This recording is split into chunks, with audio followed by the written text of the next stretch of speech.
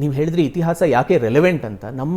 If you do not have any sense of self confidence, ಒಂದು ಆತ್ಮವಿಶ್ವಾಸ ಇಲ್ಲ, we are a nation of losers ಅಂತ ನಮಗೆ ಹೇಳಿಬಿಟ್ಟ ಮೇಲೆ how are you going to look for a better future? First ನಮ್ಮ ಏನು ತಪ್ಪುಗಳಾಯಿತು ಅದನ್ನು ಹೇಗೆ ತಿದ್ದುಕೊಳ್ಳೋದು, ಅದರ ಪುನರಾವೃತ್ತಿ ಯಾಕೆ ಆಗಬಾರ್ದು, ಅದೊಂದು ವಿಷಯ.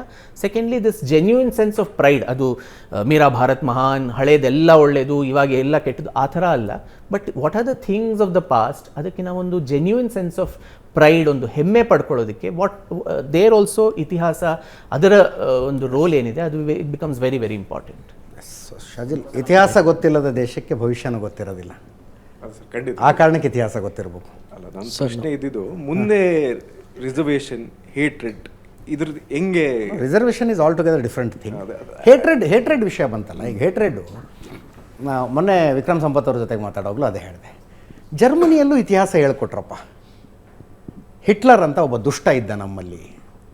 ಯಹೂದಿಗಳ ಅಮಾಯಕ ಯಹೂದಿಗಳು ಹೆಣ್ಣುಮಕ್ಕಳು ಮಕ್ಕಳನ್ನು ಗ್ಯಾಸ್ ಚೇಂಬರ್ಗೆ ಹಾಕಿ ಕೊಂದುಬಿಟ್ಟ ಅಂತೇಳಿ ಈಗಲೂ ಪ್ರವಾಸಿಗರನ್ನ ಅಲ್ಲಿ ಗ್ಯಾಸ್ ಚೇಂಬರ್ಗೆ ಕರ್ಕೊಂಡೋಗಿ ತೋರಿಸ್ತಾರೆ. ಹೋಲೋಕಾಸ್ಟ್ ಮ್ಯೂಸಿಯಂ ಇದೆ, ಹೋಲೋಕಾಸ್ಟ್ ಮ್ಯೂಸಿಯಂ ಇದೆ ಅಲ್ಲಿ. ಏನೇನು ಮಾಡ್ದ ಗೊತ್ತಾ ಹಿಟ್ಲರು ಅಂತ. ಆದರೆ ಹಿಟ್ಲರ್ನ ಕಾರಣಕ್ಕಾಗಿ ಇವತ್ತಿನ ಜನ್ರೇಷನ್ ಮಧ್ಯದಲ್ಲಿ ಗಲಾಟೆ ಇಲ್ಲ.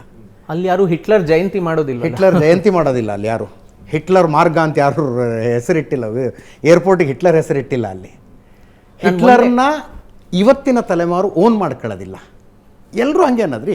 ನಮ್ಮಲ್ಲಿ ಒಬ್ಬ ದುಷ್ಟ ಇದ್ದಪ್ಪ. ಅಜಯ್, ನಾನು 2 ವಾರ ಮುಂಚೆ ನಾನು ನಾಳಂದಾಗ ಹೋಗಿದ್ದೆ. ನಾಳಂದ ಇವಾಗ ಪುನರುತ್ಥಾನ ಆಗಿ ನಾಳಂದ ವಿಶ್ವವಿದ್ಯಾಲಯ ಬಂದಿದೆ, ಬಿಹಾರ್ನಲ್ಲಿದೆ. ನಮ್ಮ ದೇಶದ ಆ ಕಾಲದ ಆಕ್ಸ್ಫರ್ಡ್, ಹಾರ್ವರ್ಡ್, ಇವಾಗ ನಮ್ಮ ಮಕ್ಕಳೆಲ್ಲ ಹೋಗ್ತಾರೆ ವಿದೇಶಕ್ಕೆ, ಆಕ್ಸ್ಫರ್ಡ್ಗೆ ಹೋಗೋಣ, ಪ್ರಿನ್ಸ್ಟನ್, ಹಾರ್ವರ್ಡ್ ಎಲ್ಲ.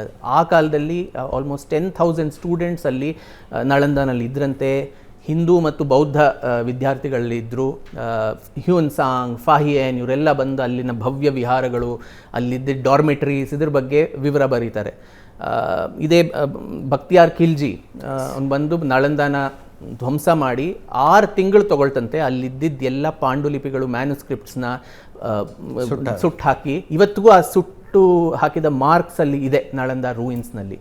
ನೀವು ನಳಂದಾಯಿಂದ ಸ್ವಲ್ಪ ಹೊರಗೆ ಬಂದು ನೋಡಿದ್ರೆ ಊರಿನ ಹೆಸರು ಬಕ್ತಿಯಾರ್ ಪುರ್.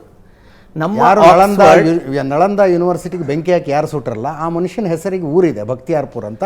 ನಳಂದಾಗ ಹೋಗ್ಬೇಕಂದ್ರೆ ಬಕ್ತಿಯಾರ್ಪುರ್ ರೈಲ್ವೆ ಸ್ಟೇಷನ್ ಇಳ್ಕೊಂಡು ಹೋಗ್ಬೇಕು. ಇದು ಯಾವ್ದಾದ್ರು ದೇಶದಲ್ಲಿ ನೋಡೋಕ್ಕೆ ಸಾಧ್ಯನಾ ನೀವು?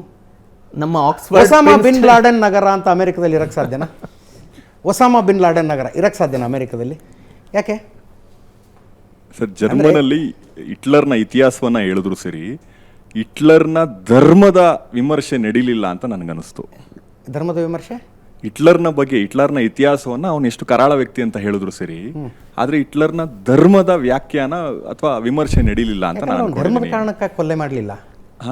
ಹಿಟ್ಲರ್ ಏನನ್ನು ಮಾಡಿದ್ನಲ್ಲ, ಧರ್ಮ ನನ್ನದು ಸರಿ, ನಾನು ಈ ಧರ್ಮವನ್ನು ಎಸ್ಟಾಬ್ಲಿಷ್ ಮಾಡೋದಕ್ಕಾಗಿ ಯಹೂದಿಗಳ ಅತ್ಯಾಚಾರ ಮಾತಾಡ್ತಿದ್ದಾಗ ಹೇಳಿದ್ರು, ಸಾರಾಸಗಟವಾಗಿ ಆ ಸಮುದಾಯವನ್ನ ನಾವು ದ್ವೇಷ ಮಾಡೋದು ಬೇಡ ಅಂತ ಹೇಳಿದ್ರು. ಬಟ್ ಹೊರಗೆ ಜನ ಇಡೀ ಸಮುದಾಯವನ್ನ ಕೂಡ ದ್ವೇಷ ಮಾಡ್ತಾರೆ ಅನ್ನೋದು ಇವನ ಮಾತಿನ ಅರ್ಥ. ಹೇಟ್ರೆಡ್ ಅನ್ನೋ ಡೆಫಿನೇಷನ್ ಅದು ಅಂತ ನಾನು ಅನ್ಕೊಂಡೆ.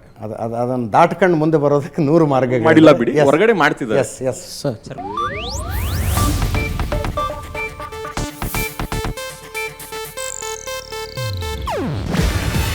ಇದು ಏಷ್ಯಾನೆಟ್ ನ್ಯೂಸ್ ನೆಟ್ವರ್ಕ್ ಪ್ರಸ್ತುತಿ. ನೀವು ನೋಡ್ತಿದ್ದೀರಾ ಏಷ್ಯಾನೆಟ್ ಸುವರ್ಣ ನ್ಯೂಸ್.